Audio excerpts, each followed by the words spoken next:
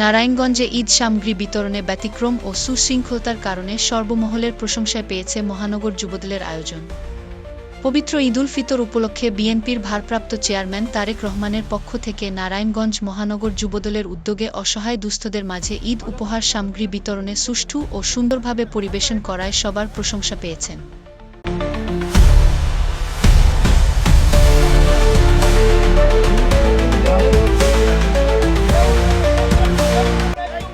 শুক্রবার ২১শে মার্চ বিকেলে শহরের কিল্লারপুলস্থ বিবি মরিয়ম উচ্চ বিদ্যালয়ের মাঠে মহানগর যুবদলের উদ্যোগে দুস্থ অসহায় ও গরিব দুঃখী নারী পুরুষের মাঝে এই ঈদ উপহার সামগ্রী বিতরণ করা হয়।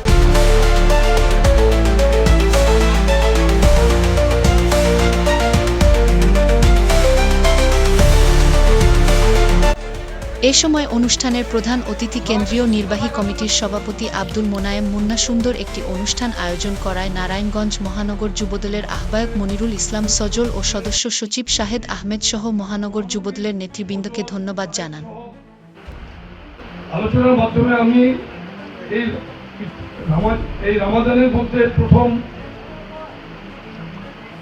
ইফতার সামগ্রী বিতরণ কিংবা আপনার ঈদ সামগ্রী বিতরণের জন্য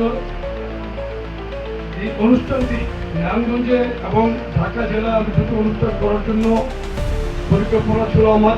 এটা প্রথম নারায়ণগঞ্জ করতে পারল। এই জন্য আমি নারায়ণগঞ্জের জেলা এবং মহানগরের নেতৃবৃন্দকে ধন্যবাদ জানাই।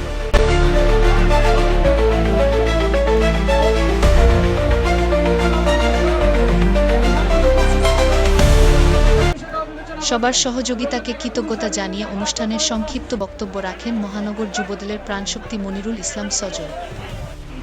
নারায়ণগঞ্জ মহানগর কর্তৃক আয়োজিত ঈদ সামগ্রী আমরা সাধারণ জনগণের কাছে উপহার হিসেবে নিয়ে এসেছি। আমরা আমাদের আজকের এই অনুষ্ঠানে আমাদের আজকের প্রধান অতিথি বাংলাদেশ জাতীয়তাবাদী যুবদল কেন্দ্রীয় নির্বাহী কমিটির বিপ্লবী সভাপতি, দক্ষিণ এশিয়ার সর্ববৃহৎ যুব সংগঠনের সভাপতির দায়িত্ব যার হাতে, এদেশের যুব সমাজের মঙ্গলজনক সমস্ত কর্মকাণ্ডে যার ভূমিকা, বিগত দিনে আন্দোলন সংগ্রামে দেশনায়ক তারেক রহমান এবং দেশনেত্রী বেগম খালেদা জিয়ার বিশ্বস্ত সিপাহসালার জনাব আব্দুল মোনায়েম মুন্না আমাদের মাঝে উপস্থিত আছেন। বাংলাদেশ জাতীয়তাবাদী দল নারায়ণগঞ্জ মহানগর শাখার বিপ্লবী সদস্য সচিব অ্যাডভোকেট আবু আলী সুবহান টিপু ভাই আমাদের মাঝে আছেন।